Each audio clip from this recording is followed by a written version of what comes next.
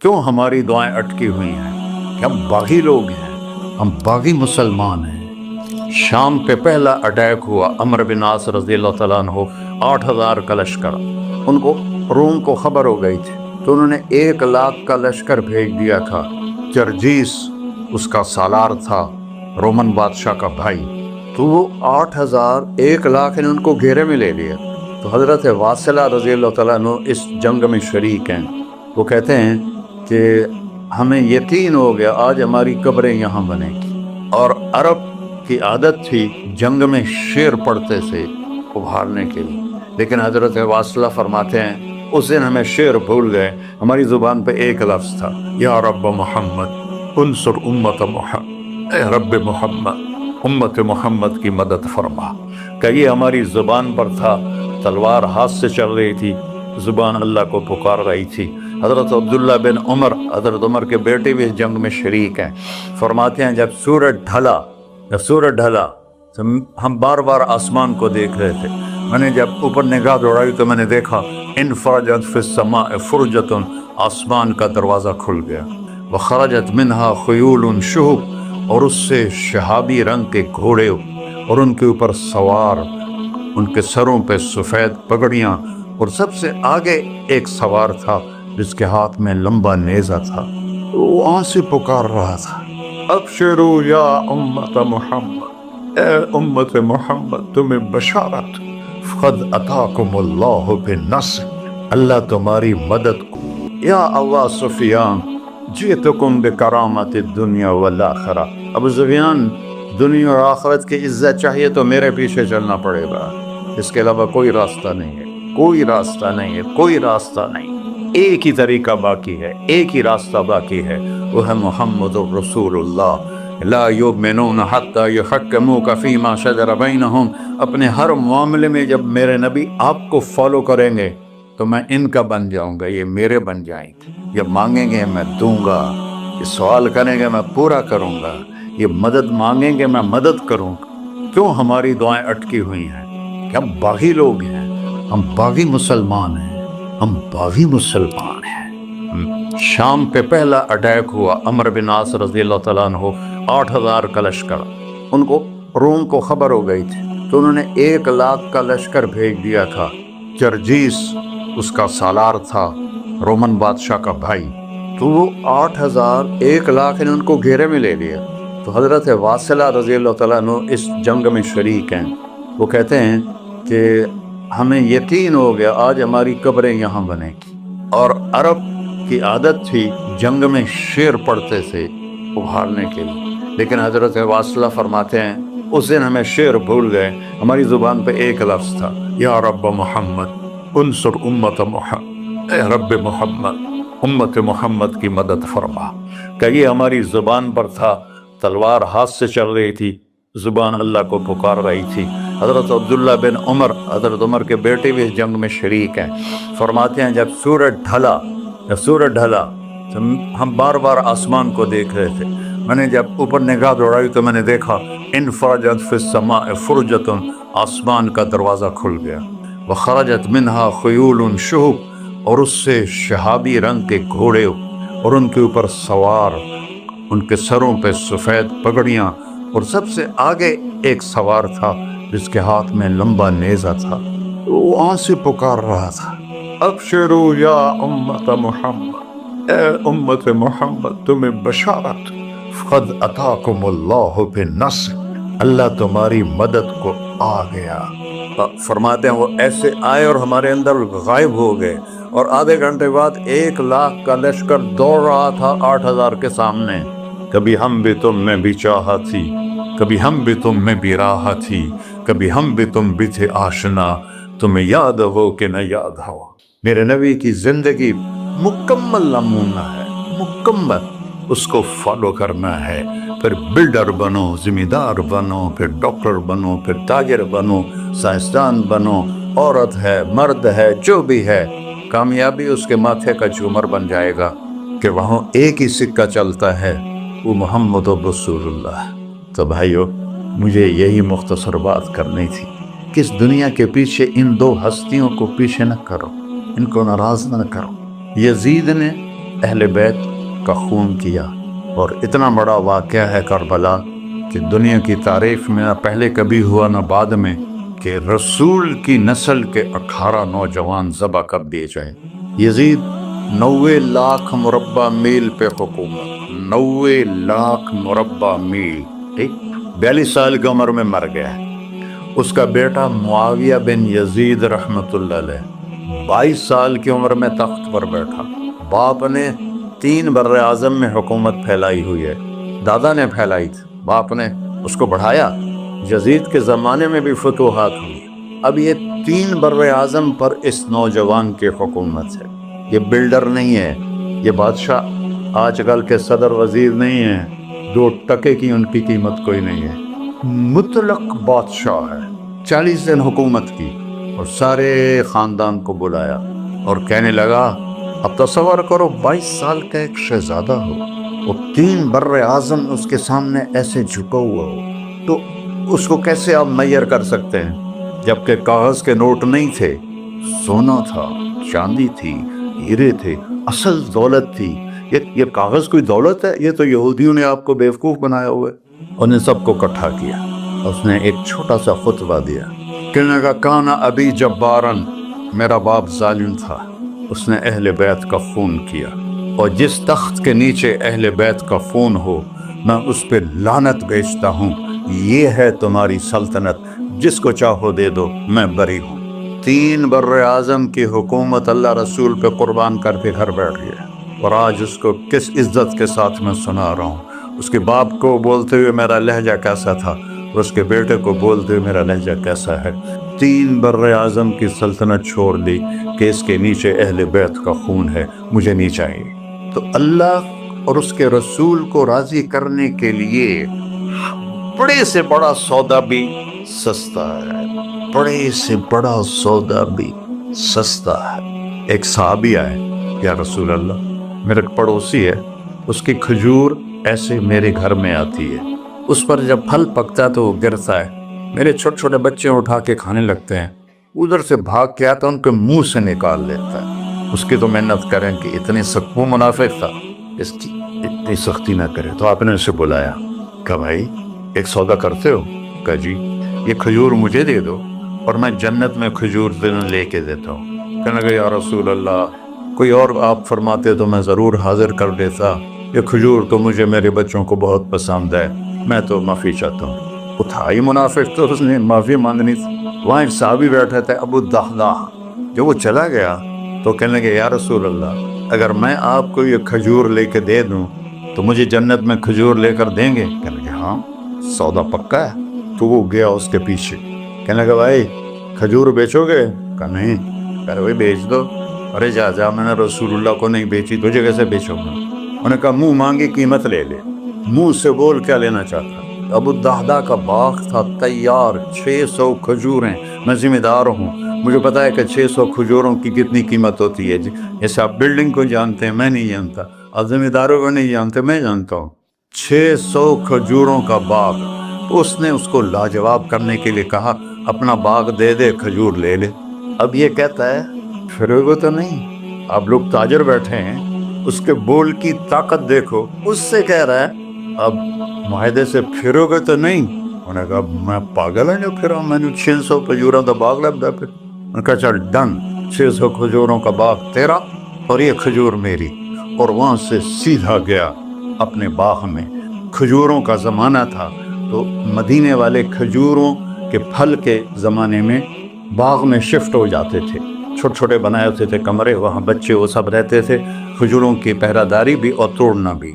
تو وہ، ہائے قربان جاؤں نبی کے صحابہ تھا، وہ باغ میں اندر نہیں گئے، باہر کھڑے ہو کہ کہیں نیت نہ بدل جائے، اتنا بڑا باغ دیتے ہوئے باہر سے پکارا، ام الدحداح بیگم، کہ جی، کہ باہر آ جاؤ، بچوں کو بھی لے کے آ جاؤ۔ کیا ہوا؟ کہا، میں نے باغ بیچ دیا۔ انہوں نے کہا، کتنے میں؟ کہ جنت میں کھجور مل گئی۔ وہ کہنے لگی، ربح البیع، ربح البیع، ربح البیع۔ واہ ابو الدحداح، کیا سودا کیا تو، کیا سودا کیا تو۔ ارے کہ عورتیں زیادہ شور میں جاتی، مروا دیتا ہے، پھر بچے کے تو کھاسیں، تمہیں کے تو کھاساں۔ ربح البیع۔ اس کے بعد بھاگا ہوا آیا اللہ کے نبی کے پاس، یا رسول اللہ، میں نے کھجور خرید، آپ اس انصاری کو دے دیں۔ تو آپ نے پوچھا کتنے میں خریدی ہے؟ کا سارا باغ دے دیا ہے، کھجور لے لی۔ آپ نے کہا پہلا سودا کینسل، کم من حذق رداح ودار فیاح لأبی الدحداح۔ اب تیرے لیے میں دیکھ رہا ہوں تیرے رب نے جنت میں کھجوروں کے باغ لگا دیے ہیں، اور تیرے کوٹھے کی جگہ کھجوروں میں محل بنا دیے ہیں سونے چاندی کے۔ جنت میں تو مٹی نام کی شے کوئی نہیں، لوہے نام کی شے کوئی نہیں، ایک ہر گھر ایک انچ سونے کی، ایک چاندی کی، ایک زمرد کی، ایک یاقوت کی، مشک کا گارا اور زعفران کی گھاس، اور اس کا لنٹر اللہ کا عرش ہے۔ تو سودے کر گئے، اب سب کچھ کرو، اللہ رسول کو پیچھے نہ چھوڑ، کیونکہ ہمیشہ تو زندہ نہیں رہنا، چلے جانا ہے۔ دنیا میں سب سے بڑا محل بنایا تھا کسریٰ نے، نوشیروان کے پوتے خسرو پرویز نے، جس نے ہمارے نبی کا خط پھاڑا تھا۔ 40,000 پلرز پر وہ گھر تھا۔ آپ لوگ بلڈروں اسکوائر فٹ لگاؤ، 40,000 ستونوں پر وہ گھر کھڑا تھا، اور وہ اس کے اوپر سارا سونا ہیرے جواہر 40,000 پلر پر تھے، اور اس کے 500 بڑے بڑے گنبد تھے، اور سب سے بڑے گنبد میں 1,000 سونے کے فانوس تھے، اور اس میں ایک رات میں 9 من تیل جل جاتا تھا، صرف ایک رات کے لیے اس کو، اور 3,000 باندیاں تھیں، 6,000 نوکر تھے صفائی کے لیے، 12,000 سپاہی تھے اس کی حفاظت کے لیے، لیکن وہ چند سال بھی نہ رہ سکا کہ پلٹا کھایا حالات نے، اور رومن امپائر کیسر نے آ کر اسے شکست دی۔ نینوا میں ہمارے نبی کے خط پھاڑنے کے بعد آپ نے فرمایا تھا کسریٰ نے اپنا ملک پھاڑ دیا، تو وہ آیا، وہ شکست کھائی کسریٰ نے اور بھاگ گیا، اس نے سارے محل کو آگ لگایا، مٹی کا ڈھیر بنایا، اور مسلمانوں میں سب سے بڑا محل بنایا اندلس کے بادشاہ عبد الرحمن نے الثالث نے، 4,316 پلر پر تھا وہ گھر، اور پورے یورپ میں اس کی دھاک تھی، ہر طرف سے ہیرے آ رہے ہیں، موتی آ رہے ہیں، جواہر آ رہے ہیں، پورے پلر، پوری چھت سونے سے بنی تھی، اور پورے پلروں پر ہیرے جواہرات تھے، اور باہر ایک بڑا تالاب تھا، کس کا؟ پارے کا، پانی کا نہیں، پارے کا۔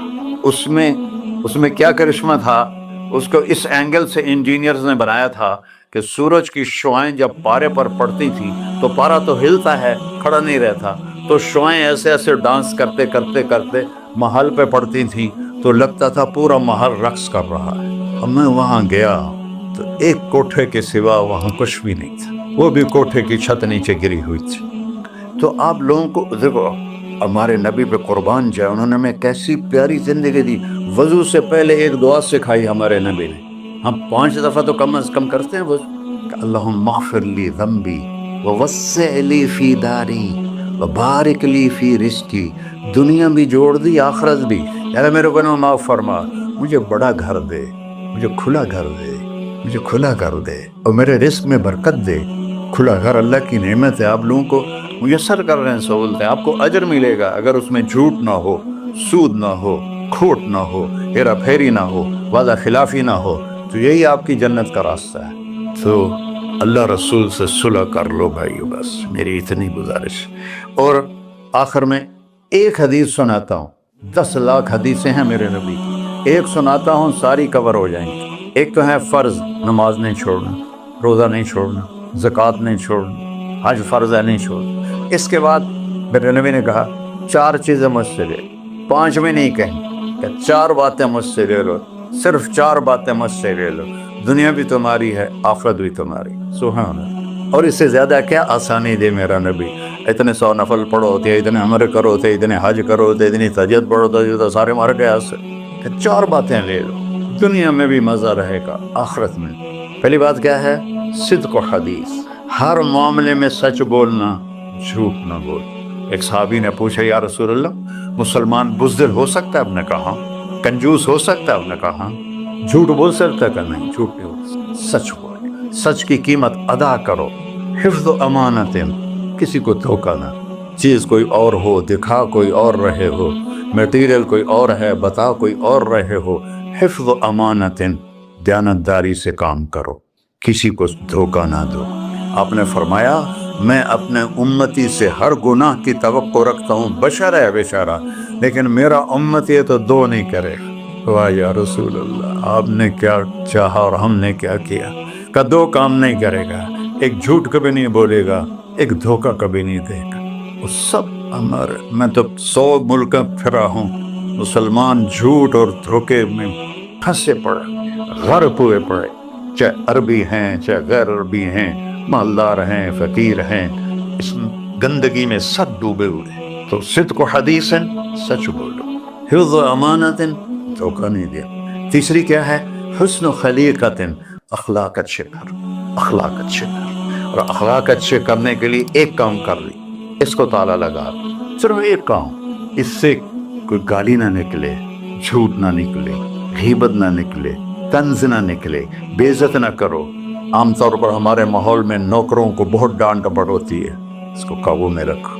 سوچو اسی جگہ میں ہوتا نوکر تو میں یہ پسند کرتا. اپنے اخلاق کی چابی ہے زبان کا میٹھا بول، اور خاص طور پر والدین کے ساتھ، اور سب سے زیادہ اہم بیوی کے ساتھ. میرے نبی نے فرمایا بہترین مسلمان وہ ہے جو بیوی سے اچھا سلوک کرتا، کہ وہ ماں باپ بہن بھائی گھر سہیلی ماحول ثقافت تہذیب سب کچھ چھوڑ کر ایک بول کے ساتھ آپ کے گھر آ جاتی، آپ کے بچے کا 9 مہینے بوجھ اٹھاتی ہے، اس کو دودھ پلاتی ہے، اس کی چھاتیاں لٹک جاتی ہیں. کبھی آپ کے لیے وہ ناشتہ بنا رہی ہے، کبھی کھانا بنا رہی ہے، کبھی آپ کے کپڑے کا خیال کر رہی ہے، اور آپ ایک چھوٹی سی بات پر اس کی عزت اتار کے پھینک دیتے ہیں. تو میرے نبی نے فرمایا سب سے بہترین مسلمان وہ ہے جو بیوی کے ساتھ حسن سلوک کرتا ہو. پھر آپ نے کہا اور میرا سلوک اپنی بیویوں سے سب سے زیادہ اچھا ہے. اظہار محبت کرو، ماں سے باپ سے اولاد سے بیوی سے اظہار بہت ضروری. یہ پریزنٹیشن اظہار ہی تو تھا، یہ اظہار نہ ہو تو پتہ کیسے چلے. اپنے ماں کے پاؤں چومو، باپ کا ماتھا چومو، ان کے آگے نوکر بن کے کھڑے ہو.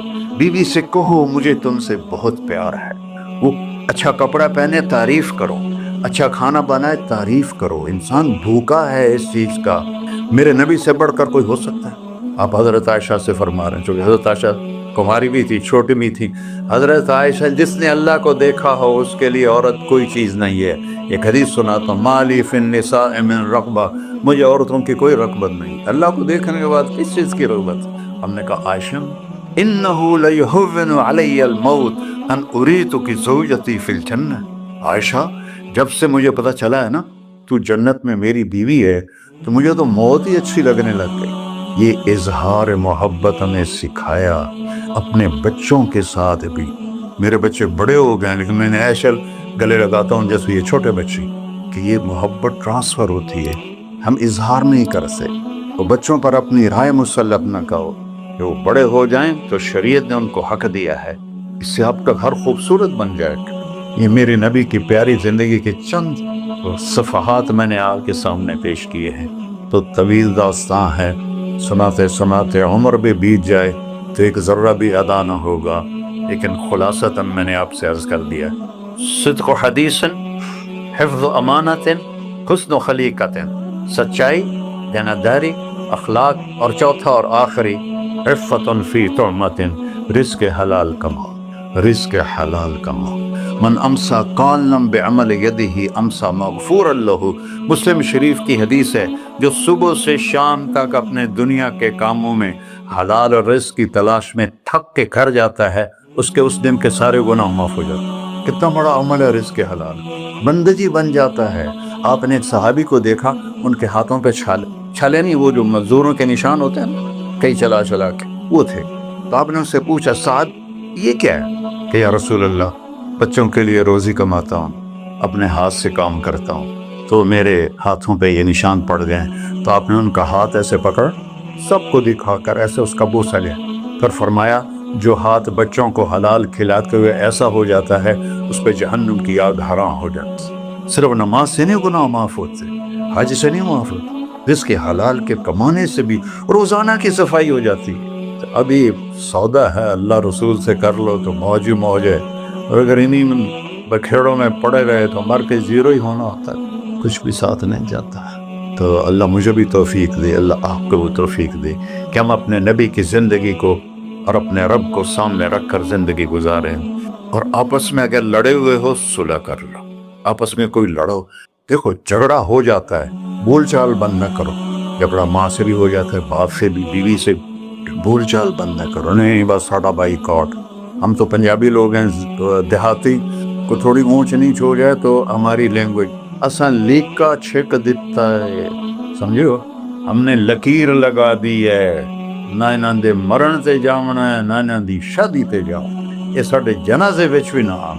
مطلب میرے گاؤں میں جنازہ تھا، میرا اپنا عزیز، اس کی والدہ فوت ہو، تو رشتہ داروں میں قریبی رشتہ دار جنازے میں پہلی صف میں کھڑا تھا، تو جنازے پر تو سب کے دل نرم ہو جاتے ہیں۔ جب اس نے دیکھا نا کہ میاں صادق میری ماں دے جنازے چ باہر نکل جا، یہ تہذیب ہے ہماری۔ تو جھگڑا ایک فطری چیز ہے، لیکن بول چال بند نہیں کرنی ہے، دل میں نفرت نہیں پالنی ہے، اس کو صاف کر کے معاف کرنا ہے۔ اللہ بہت خوش ہوتا ہے۔ اور میاں بیوی میں جھگڑا ہو جائے اور وہ صلح کر لیں، اللہ ان کے پچھلے سارے گناہ معاف کر دیتا ہے۔ کیا مزے کی بات۔ السلام علیکم۔ دعا فرما ہے۔ اچھا بھائی بیٹھ جائیں، دعا کر لیں۔ انت اہلہ وصلی علی محمد کما انت اہلہ وفعل بنا ما انت اہلہ انک اہل التقوی و اہل المغفرہ۔ یا تا یہ سارے دوست احباب تیری محبت میں آئے ہیں، ہم سب نے تیرے نام کو زندہ کیا ہے، ہماری یہ محفل قبول فرما اور ہماری یہ مجلس قبول فرما، اور یا اللہ جو کچھ کہا ہے اس کے مطابق ہماری زندگی بنا دے۔ اور یا اللہ جو ہم نے نیت کی ہے کہ غزہ کے مسلمانوں کو گھر دینا ہے، چھت دینی ہے، ان سب کو، یہ کسی ایک آدمی کے بس کا کام نہیں ہے، یہ سارے مل کر کریں، ہم بھی کریں، اس لیے ہمیں توفیق نصیب فرما۔ تیرے نبی کا فرمان ہے، جو میری امت کی دنیا کا خیال نہیں کرتا وہ مجھ سے نہیں ہے، اور اس وقت سب سے محتاج امت غزہ کے اہل ایمان ہے۔ تو یا اللہ ان سارے بھائیوں کو ہمت دے، توفیق دے، ہمیں وہاں تک پہنچانے کا وسیلہ تو نے بنایا ہوا ہے، ہمیں یہ امانتیں ان تک پہنچانے کی توفیق دے، ان کے کاموں میں برکت دے، ان کے قرضوں کو اتار دے، ان کو سود سے بچا دے، ان کو دیانتداری نصیب فرما، شفافیت نصیب فرما، مرتے وقت ہم سب کو کلمہ نصیب فرما۔ وصلی اللہ علی نبی الکریم۔ میرے نبی کے پردادا حضرت ہاشم بن عبد مناف کو غزہ میں دفن ہے، اور اس ملک میں عیسیٰ علیہ السلام، موسیٰ علیہ السلام، ہارون علیہ السلام، زکریا علیہ السلام، یحییٰ علیہ السلام، داؤد علیہ السلام، سلیمان علیہ السلام، اتنے نبی اس مٹی میں دفن ہیں۔ تو اللہ آپ کو ہمت دے، کھل کر خرچ کریں، اللہ واپس کرتا ہے۔ صرف ایک فرض ہے جس میں کوئی گنجائش نہیں، ایمان تو اندر کی چیز ہے، 24 گھنٹے ہمارے اندر ہے، اللہ کا فضل ہے۔ روزہ آیا ہوا ہے الحمدللہ، سال میں 1 مہینہ، اس میں گنجائش ہے، بیمار ہو پاک میں رکھو، سفر پہ ہو پاک میں رکھو، ایسی بیماری ہے کہ رکھ ہی نہیں سکتے، معاف ہو گئی۔ زکوٰۃ پیسے والوں پر ہے، حج پیسہ بھی ہو صحت بھی ہو تب فرض ہے، پیسہ ہو صحت نہ ہو فرض نہیں۔ نماز ایسی چیز ہے کسی حال میں معاف نہیں، سوائے اس کے کہ وہ بے ہوش ہو، ہوش میں آئے گا تو پھر اس کی قضا ہوگی۔ اگر ان 1445 سال 46 سال میں کسی کو نماز معاف ہوتی تو امام حسین علیہ السلام کو کربلا میں معاف ہوتی۔ کہ انسانی تاریخ میں اتنا خوفناک واقعہ نہیں ہے کہ جس میں نبی کی اولاد ذبح ہو۔ ویسے تو بہت بڑی بڑی جنگیں ہوئیں، ایک دن میں لاکھوں لوگ مارے، لیکن نبی کی اولاد شہید ہو 17 نوجوان، 17۔ یہ تاریخ میں پہلے دفعہ، وہ بھی آخری میں۔ اور یہ حسن اور حسین کے بارے میں میرے نبی نے فرمایا کہ جنت کے نوجوانوں کے سردار ہیں حسن اور حسین۔ یہ شہادت کی وجہ سے ابھی ماں کا دودھ پیتے تھے، یعنی حالی انہیں کمی کو نہیں پیتا کہ یہ جنت کے نوجوانوں کے سردار ہیں۔ تو میری بیٹی جنت کی عورتوں کی سردار، اور علی کا درجہ ان سب سے اوپر ہے۔ تو موت سر پہ کھڑی ہے، تلواروں برس رہی ہیں، تیروں کا مینہ برس رہا ہے، نیزے سینے کے پار ہو رہے ہیں۔ سورج ڈھلا تو آپ کے رائٹ سائڈ پہ جو تھے کمانڈر زہیر، ان کو اشارہ کہ شمر سے کہو تھوڑی دیر رک جائے، نماز پڑھو۔ اندازہ کرو، چونکہ میں بہت زیادہ اہل بیت کو بیان کرتا ہوں تو پھر میرے ذہن میں ایک سکیچ بن گیا ہے، پھر جب وہ مجھے تصور میں آتا ہے میرے آنسوں نکل آتے۔ تو انہوں نے اس وقت بھی نماز نہیں چھوڑی۔ زہیر گئے اور شمر سے کہا نماز پڑھنے کے لیے جنگ روکو۔ اس نے کہا پڑھو یا نہ پڑھو ہماری تلواریں چلیں گی۔ ایک کوفی سردار نے کہا، اس کا نام تھا حسین، سواد کے ساتھ سین کے ساتھ حسین بن نمیر، تو توڑیاں تو نمازیں قبول ہی کوئی نہیں، لعنت ہے تجھ پر، جس گھر کی وجہ سے نماز ملی ان کی قبول نہیں، تمہاری قبول نہیں۔ تو انہوں نے واپس آ کے کہا کہ جنگ روکنے پہ تیار نہیں۔ کہا بنا کہ پھر نماز تو نہیں چھوڑ سکتے۔ ادھر آ ستمگر، ہنر آزمائے، ستمگر ظالم، ہنر، تو بھی اپنا ہنر آزما، میں بھی۔ کیا ہے؟ تو تیر آزما، ہم جگر آزما۔ آپ نے فرمایا آدھے نماز پڑھو آدھے لڑائی کرو۔ اللہ، تاریخ میں ایسی نماز کبھی نہیں پڑھی، نہ آئندہ پڑھی جائے گی۔ آدم سے لے کر آج سے قیامت۔ جب وہ فارغ ہو گئے کہ چلو اب تم نماز پڑھو، نماز نہیں چھوڑی۔ عصر سے پہلے سب کے سر کٹ کے نیزے پہ چڑھ گئے، عصر پڑھنے کی نوبت نہیں ہے۔ آپ اسی کالونی کے بچے ہو، نوجوان ہو، بیٹا نماز نہ چھوڑو۔ پتہ ہے آپ کیوں آ گئے؟ شیطان قید ہو گیا، تو اس نے جو آپ کو تالے لگائے ہوئے تھے نا وہ ٹوٹ گئے۔ اب ایمان آپ کو کھینچ کے مسجد میں لے آیا، کوئی آپ کو ڈنڈے سے تو نہیں لایا، ایمان ہی لے کر آئے۔ تو جب بھی آپ یہاں نماز پڑھیں اللہ سے مانگو یا اللہ سارے سال کا نماز۔ پہلا عجیب بات ہوتا ہے، پہلا حساب عبادات میں نماز کا ہوگا، اور پہلا حساب معاملات میں قتل کا ہوگا۔ جو مقتول ہے نا، چاہے وہ گولی سے مرا چاہے تلوار سے، اس کا سر اس کے ہاتھ میں ہوگا، الٹے ہاتھ، اور سیدھے ہاتھ سے اس نے قاتل کا گریبان پکڑا ہوگا، اور وہ کہے گا یا اللہ اس سے پوچھ اس نے مجھے کیوں قتل کیا۔ دو بندے امت میں سے دو انسانوں کو سب سے سخت سزا ملے گی، سب سے شدید سزا۔ ایک قاتل بے گناہ قتل کرنے والا کسی، اور ایک سود کھانے والا اور قتل کرنے والا، ان کو بہت خوفناک سزا۔ تو آپ نوجوانوں کو دیکھ کر ایسے ہی میرا دل بھر آیا۔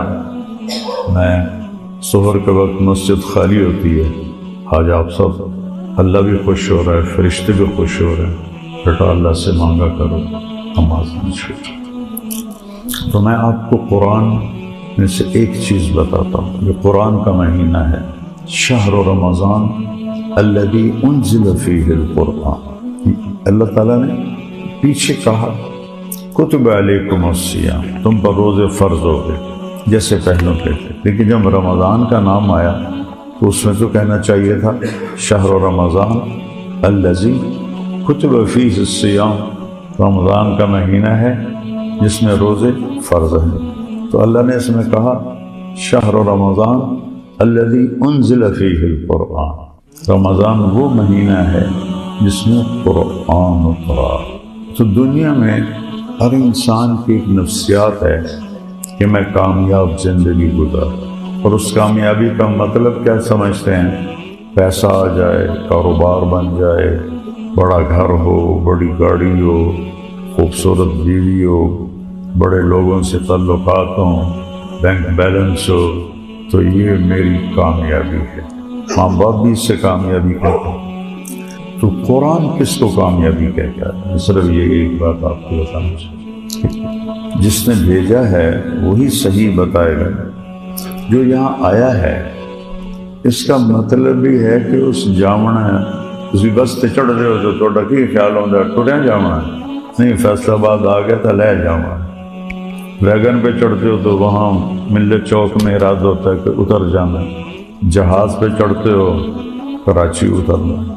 جو یہاں آیا ہے ایسے سمجھے وہ دنیا کی بس پہ چڑھا ہوا ہے، اور جب آخرت کا اسٹیشن آئے گا تو اتر جائے گا۔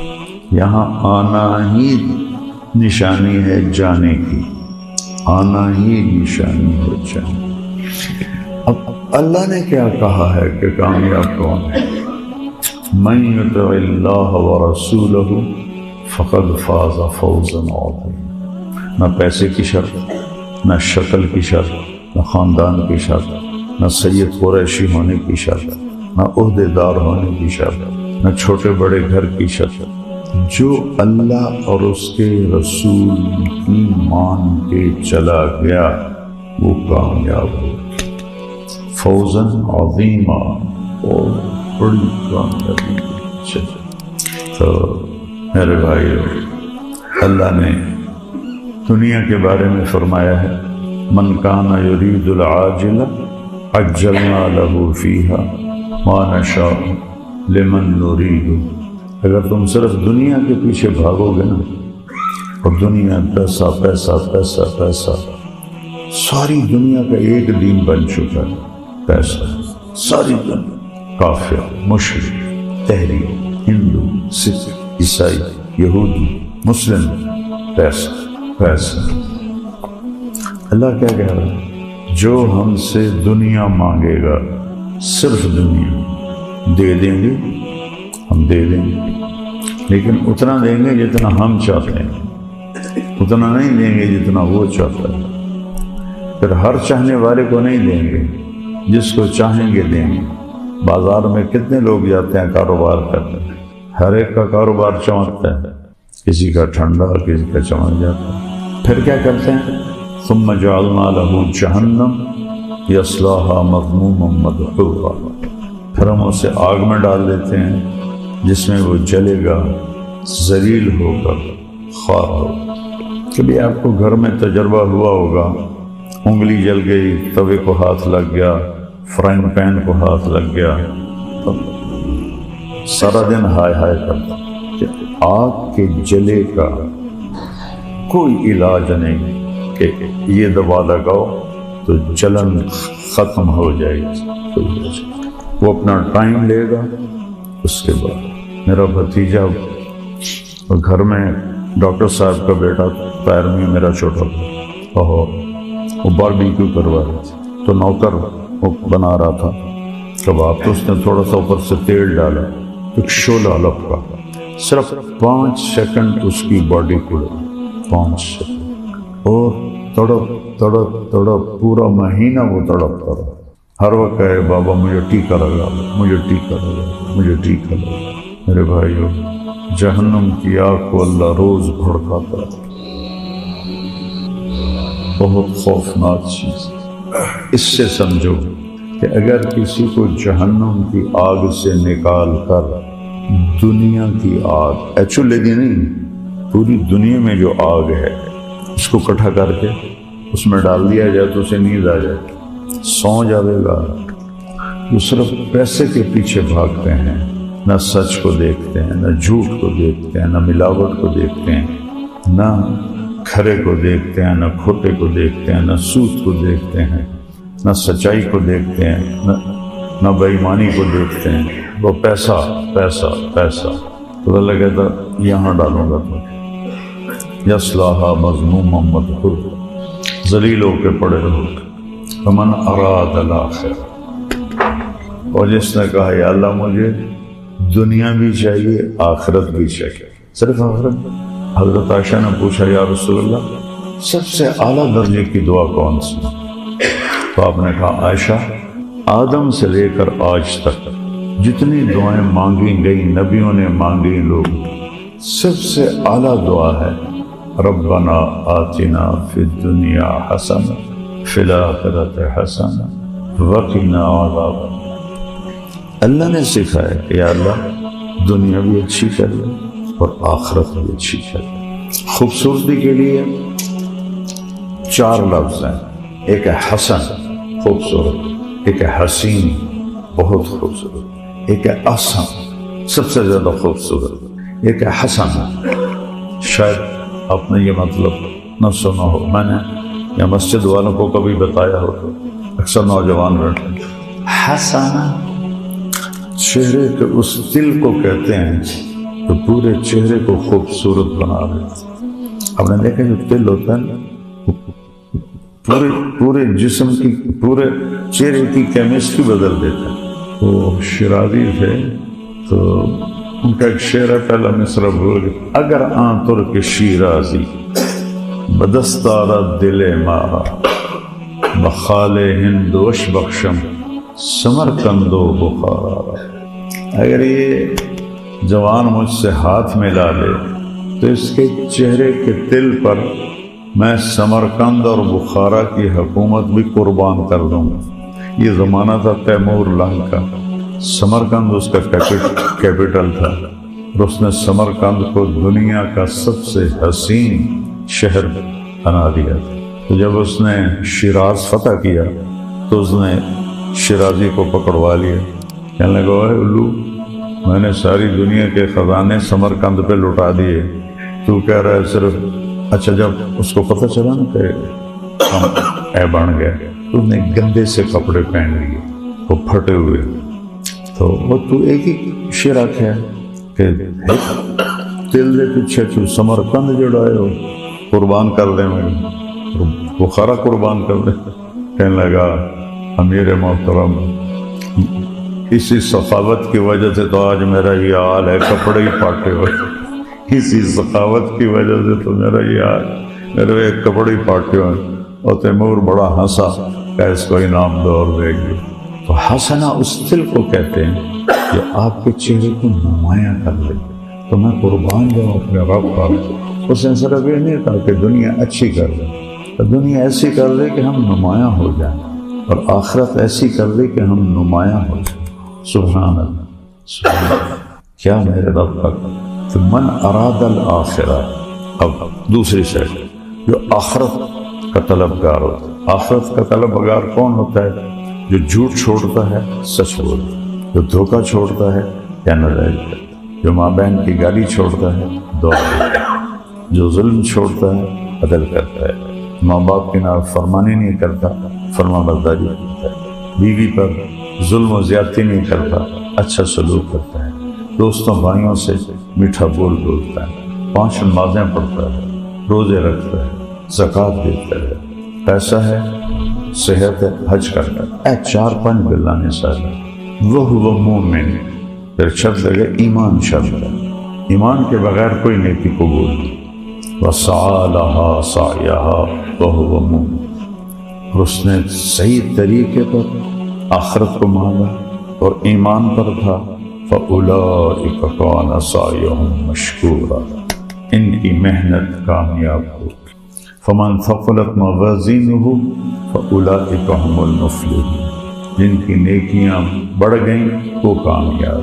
وَمَنْ خَفَّتْ مَوَازِينُهُ فَأُولَئِكَ الَّذِينَ خَسِرُوا أَنفُسَهُمْ فِي جَهَنَّمَ خَالِدُونَ، جن کی نیکیاں گھٹ گئیں وہ جہنم کا شکار ہو۔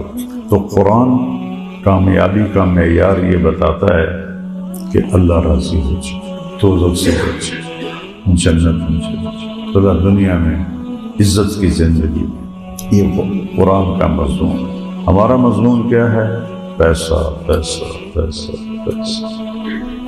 جب میرے والدین مجھے کہتے تینوں ڈاکٹر بناؤنا، بڑا پیسہ بڑی عزت، آپ یقین مانیں اللہ کا شکر ہے میرا حافظہ اچھا ہے، میرے حافظے میں یہ بات کہیں نہیں ہے کہ ماں نے کہا ہو یا باپ نے کہا ہو یا چاچے نے یا تائے نے کہ لوگوں کی خدمت کرے گا، بیماراں دیا دعاواں لویں گا، نئے ور صرف 2 گل پتر ڈاکٹر بن جاؤ، بڑا پیسہ بڑی عزت۔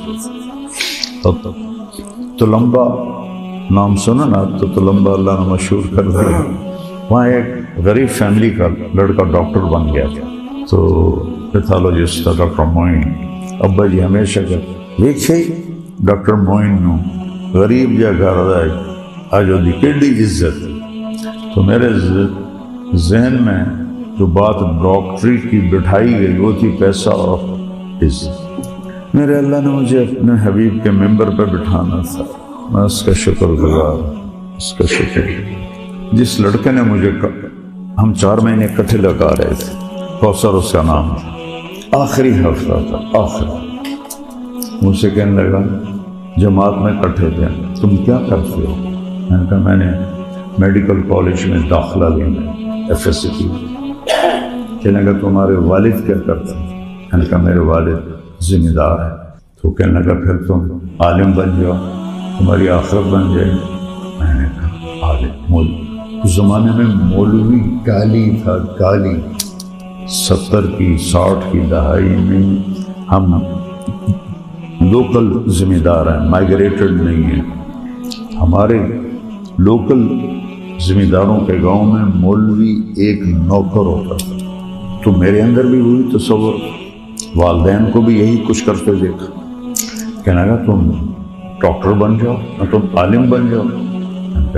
مولوی بن کے کی کرنا ہے؟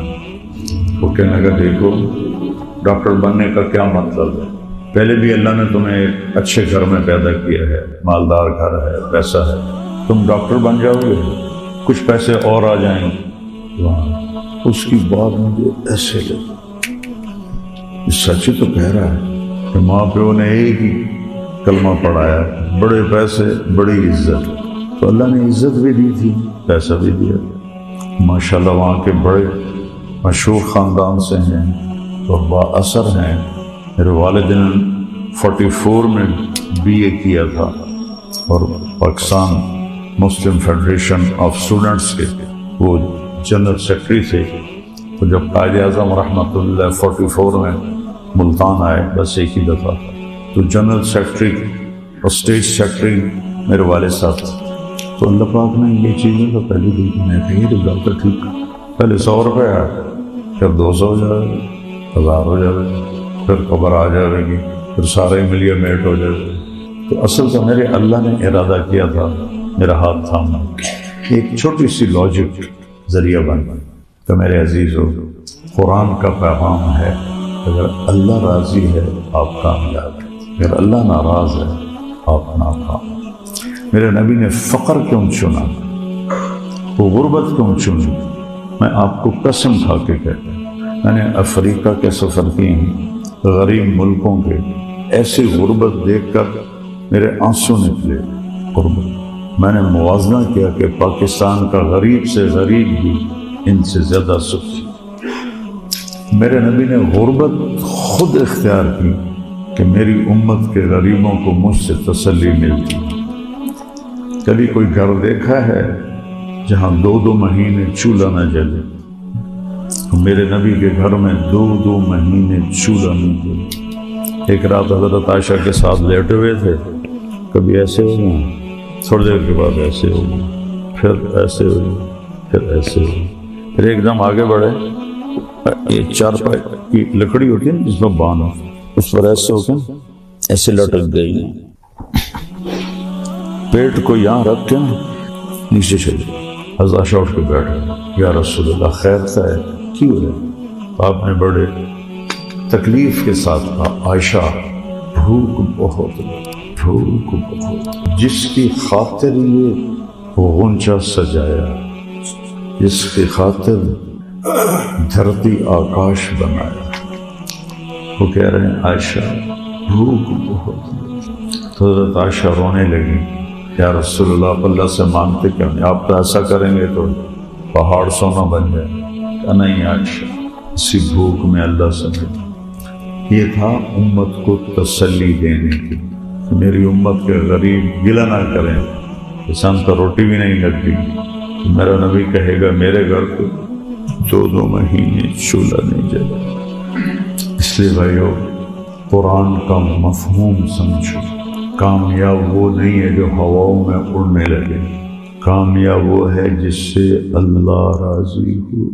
جس سے اللہ کا رسول راضی ہو۔ جو مرے تو آگے اللہ کا رسول ایسے کھڑا، آ جا میرا بیٹا آ گیا، میری بیٹی آ گئی، میرا امتی آ گیا، سارے دلیدر دور ہو کے وہ مرے اور آگے عذاب کے فرشتے کھڑے۔